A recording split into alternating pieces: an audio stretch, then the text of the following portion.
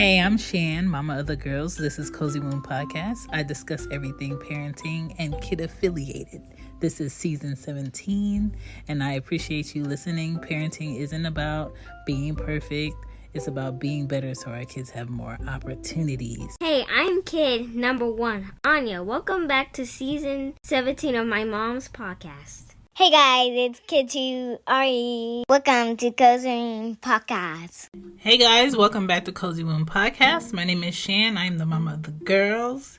You see the title, Pray for Carpool Parents. That's what I want to talk about today because having one kid is a lot, but the audacity and the patience that you must have to pick up multiple kids and take them to school or pick them up from school, God bless you. Because wait, trusting a person with your child is one thing in your absence, but having multiple kids in the back of your vehicle while you're driving with the crazy people on the road is a hard thing to do. And I just want to ask carpool parents, how do you do it? I have 2 kids and driving with them sometimes is a lot because they don't follow the rules of not yelling. They don't follow the rules of not kicking the seat.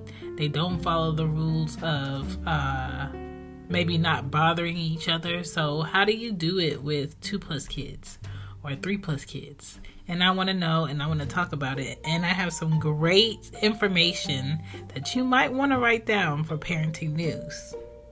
Let's talk about it.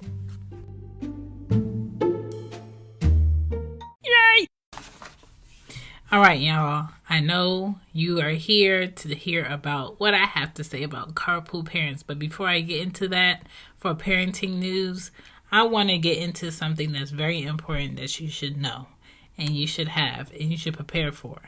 Have you ever thought about the fact that you don't have life insurance or the life insurance that you have might not be enough? Have you thought about your final wishes if you did pass away? Did you prepare them? Did you prepare enough? Does your family have enough? Is the house paid off? Do you have enough in life insurance to pay off the house? Are you going to leave behind any debts? Are you leaving your kids with debt to pay that you didn't pay for yourself? Can your family afford to take in your kids? A lot of people don't think about these things. It's about time that you get a bit more intentional about utilizing your credit card. Are you $10,000 in debt? And credit card debt is only going to grow, especially now that the APR rates are a bit higher. So usually you were used to being able to pay this towards your credit card. Now they're asking for more money from you each month to pay down your credit card. And this too, if you have a preteen in the household or a teenager, can you afford to have a youthful driver on your car insurance? Because when the insurance is looking at the overall household, they're looking at risk in that household. Is there a teenager in the household? They go to get that information whether you like it or not. Whoever has their license that live at that same address and can have a vehicle, they're going to look at the exposure in that household. Are you willing to pay the rate that's going to be higher for having a young driver in the household? All of these things that you need to think about. So I took the liberty of researching a little bit about wills. A lot of people feel like they don't necessarily have to have a will because they don't have like a lot of money or they're not rich or their family doesn't have like generation wealth. No matter what, you need a will. If you have kids, you need a will. If you have a business, you need a will. If you have multiple siblings, you need a will. Okay? If you have assets, you need a will. So where do you start? That's what my question was. You need a lawyer, or you don't have to use a lawyer depending on what state you're in. Some states require you to notarize it with a notary, but the state that I'm in, Georgia, does not require that. And the main focus is you want to start with, this is my will, and it reflects my final wishes, and you go into details of what that is. You need to be able to list your assets. You need to be able to choose a guardian for your minor kids if they're young currently. And you can update your will as you get older. It's not like a one-time thing. You can update it as you buy more things, attain more things, get more assets, get more property. You need to choose who will get your assets. Name them, first and last name. You need to choose beneficiaries. You need to decide what should happen with your pets if you have pets. You can name who will inherit your property after you die. You can choose who will carry out your wishes of your will. Sometimes people will hire someone to read the will to the family. Sometimes people choose someone within their family to read the will. Sign every page. And if you're a little overwhelmed with the process, you can go to your local post office and pick up a will pack. That's what it's called. And that's for people who have like very basic needs for a will. You have no property and you have no beneficiaries that are under 18 years of age. So if you don't have kids but you want a will, you can just pick up a will pack at the post office. You can get a simple will in Georgia for $150. Georgia requires wills to be filed with the probate court in your county, so you look that up. And it's very important that you handle any debts, settling your estate, and each page needs to be signed by you, and 2 competent witnesses need to sign it. So they know that this is what you said, this is the basics of what was said, and it needs to be written out. And that's how you start your will. And if you haven't thought about it, you should think about it. If you haven't set aside funds for your final wishes, that's something you should think about. I get so frustrated when I see families scrambling with a GoFundMe when someone dies, scrambling to put together a funeral, not knowing, who to go to for this and who has important documents for this and where's the proof for this. And I thought, the house was paid off, and then you find out the house wasn't paid off. And it's like all of this unorganized chaos while people are grieving. It's not right. It doesn't make sense, and there's way too many options out here to prepare. Some of us know when we're going, and some of us don't know when we're going to pass away, and either way, you need to be prepared. And so I know it's a thing that a lot of parents don't want to think about, a lot of grandparents don't want to think about, but you have to think about it because it's life, and that's just something that happens. And that's what I wanted to talk about for parenting news. Let's get into this carpool talk.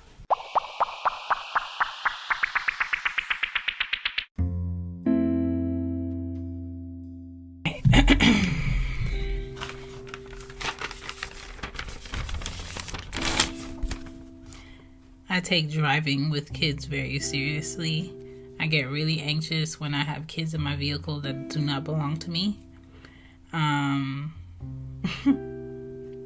That's a whole nother story. But I don't like being in the line to drop kids off for school. You have to wake up too early. You're sitting in the car. It's either hot or it's cold, or the car's window is still foggy. Parents making their own rules, taking too long to drop their kids off, not having their kids prepared with their backpacks. It's a longer wait. There's traffic. There's accidents. There's people who don't like their job at the school that is just being really petty, and it's just, not for me. But when it comes to carpool life, kids don't like when parents sing in the car most of the time, but parents do it because sometimes they want to make them be irritated because their friends are in the car, and it's just like a fun moment for them. But a lot of kids don't like it. A lot of parents don't allow their kids to listen to any song outside of songs that are for kids. I'm definitely the parent that will turn down music for like bad words if I catch it or if I know it's coming. A benefit for parents who have like a number attached to the kids that they pick up is to get a sign holder for the pickup number. That's usually a paper that's laminated that you can stick in the front of your vehicle so people know what child needs to go for what car. And it's just a help for the teachers, it's a help for the other parents, and it's a help for you. Just make sure it's visible. Get to the school before time for let out for pickups. So usually the pickup time, if you just want to drive to school early and pick up your child before all the other kids let out, is 1:45. If you go up there at 1:55 or 2 o'clock, they are not going to release that child to you because it's just too much to call down to the classroom, gather that child, walk that child up to the office, and get them out before the buses start coming in and other parents start coming in. So just be mindful, or if you're going to do an early pickup with your child, you need to get there before 1:40 p.m. It might be different for your school, but for my school that my kids go to is 1:45. That's the last time you can just go in there and pick them up. And you can't just walk in the school. They have to buzz you in. They have to match your name to a child in that school, and then they'll let you in. And it's a 2-door walk-in. You don't just go straight into the school. You go from the outside into like a little lobby space and then into the office, and then you have to be buzzed into the school. And I like that because it makes me feel like my kids are safe in the school. What else? As far as like the buses, be mindful of where the buses stop. Don't send your child up to a bus until that bus stops, because the bus is bigger, your child is small, period. Get to the school before time for pickups, like I said. As far as like kids music, is easiest to have a playlist so you can play music. Vacuum the car at least twice a week. I need to vacuum my truck right now, but I am not in the mood to go vacuum any car right now, so here I am. I should go do that after I record. Maybe I'll do that today. Lysol spray the vehicle before they get in, and Lysol spray the vehicle when they get out. Always check pockets and backpacks for toys and slime and whatever, because I don't know why kids take things to school that they know they're not supposed to take to school. But you got to do a check like you're going through TSA. The carpool lane is for drop off only. Not for conversation, not for having last talks with your kids, not for gathering their shoes and tying their shoes and trying to find a mask. Hey guys, hey there. Are you a creator? Are you a podcaster? Are you looking to start your own podcast? Cool, I love it, I like it, go do it. But to get you started on the right track, please check out the Podcast Journal to organize and get your flow right, or how to market your podcast with Marketing the Podcast 101. That's another book that you should grab. And if you want to store all your podcast questions that make it just your signature touch to your show, your signature touch, okay? Make it yours with the podcast questions. It's a journal for podcasters, for creators who want to get organized and really put that spice on your brand on lulu.com. All those journals created by me. I'll put it in the show notes. Thank you so much for checking out Cozy Womb Podcast. Don't forget to check out the Cozy Womb shop for all your merch and Mama's Cozy Closet with Teespring. Now back to the show. Here we go. Back to the show. Back to the show. Be mindful that teachers got places to be, other parents got to be at work, and watch your kid's body when they walk in. Make sure that backpacks are closed. Make sure they have a mask. Make sure they have their lunchbox. Make sure the laces are tied. Make sure they have their sweaters. Whatever they need to have, make sure they have it before you open that car door, okay? Be mindful of your kids reading car stickers. Let them know that you wouldn't send anyone to come pick them up at school without telling them first. If it's an emergency, these are the people I will let pick you up from school. If you're unsure, don't get in the car. Okay? A lot of kids don't get that emergency talk, and you have to have that emergency talk with your kids. Now, some parents that do carpool, they might have like a snack bin in their car where they have snacks for the kids when they get out of school so they can eat on the ride. Me personally, I do not like kids eating in my car because I've seen too many messy, nasty cars with insects in it, and crumbs and ants, and I'm just like, no. So there's no eating in my car. That is the rule. I'm sorry, I'm not sorry. That's just what it is. What else?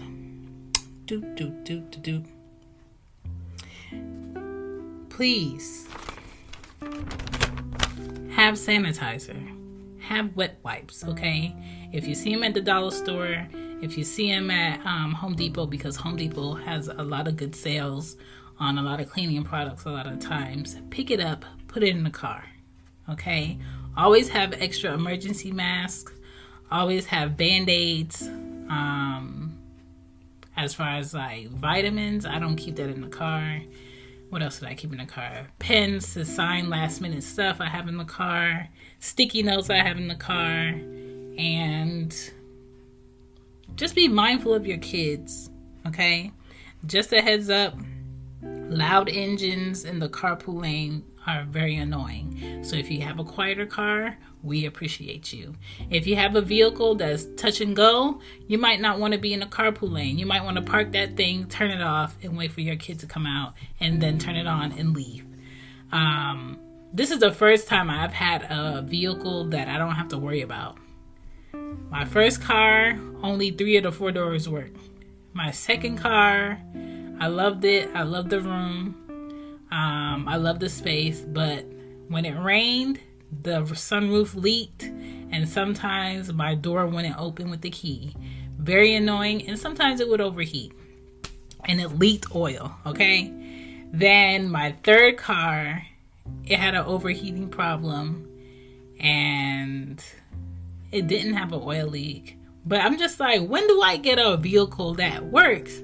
Finally got a vehicle that works where I don't have to worry about being idle and my vehicle overheating. So I appreciate that, and I'm super grateful of that. So always be mindful of where you were and how far you come, and be grateful, okay? To the dads that carpool, I appreciate you. I don't see many of you, but when I do, I appreciate you, because it takes a lot for a dad to be like, you know what? No. Since you got things to do, or I want to help out, I'm going to pick up the kids, and you pick them up. I appreciate y'all, okay? Seatbelt check is always. Backpack, strings, and laces all in the car. Mug prep. Make sure that your coffee mug fits in the cup holder. If you're unsure, don't bring that mug. Drink your coffee before you go, or drink it when you get back. Do not have one hand on the steering wheel and coffee in one hand and have kids in the car. That's just not responsible. Don't do it, okay? Make sure the lid is closed properly and your sit part is on the right side. Be ready to go when it comes to carpooling. Be organized. Have an emergency mask bin. Have a little trash bag or a trash can, and get to school safely and get home safely. And this episode's podcast spotlight is Good Inside with Dr. Becky. She's a psychologist and a mom of 3 that offers a bit of guidance on many different topics. So if you're a parent interested on checking out what that is, check it out.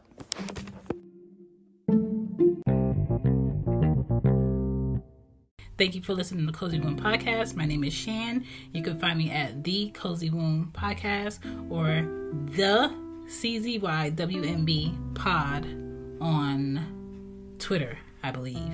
And if you want to email me, you can email me at cozywombbmama at gmail.com. And if you would like to call into the show for any questions or a promo for any kid products, I would appreciate it. You can call in at 770-284-8175. Peace.